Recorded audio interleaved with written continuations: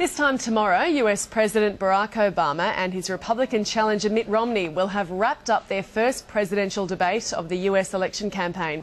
50 million Americans are expected to watch the debate, which will also be broadcast live here on Sky News.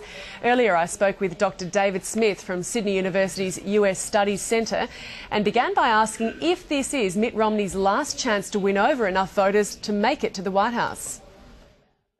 It's not his last chance, but I think it is important for him to try and win some of those voters back, given the gaps that have been developing in the polls in recent weeks. The first debate is definitely the one that people pay the most attention to. It's the one that has the highest ratings, and given that both of the candidates are now going after a relatively small pool of undecided voters, this is probably his best chance to actually close the gap, even if it's not his last chance. And debates have been a feature of US elections for over 50 years. Are they the challengers to win or the incumbents to lose?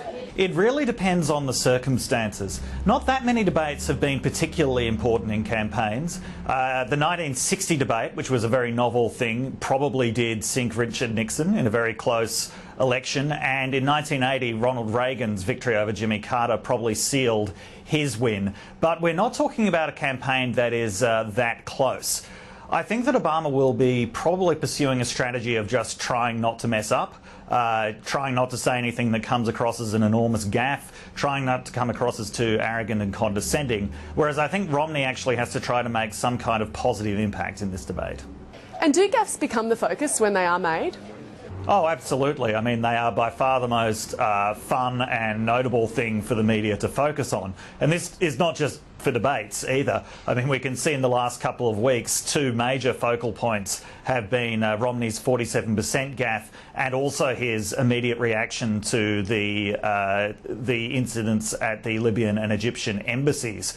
And really the coverage of Romney's gaffes on the Libyan and Egyptian embassies actually overshadowed in media coverage in the US what was happening at the embassies themselves, which included the deaths of US ambassadorial staff. So the media does tend to focus on gaffes, and that is particularly true of debates. President Obama has had plenty of practice, of course, public speaking, and he is a natural at it. But Mitt Romney has had a lot of practice of late with the Republican nomination race. So who's bringing more momentum to this?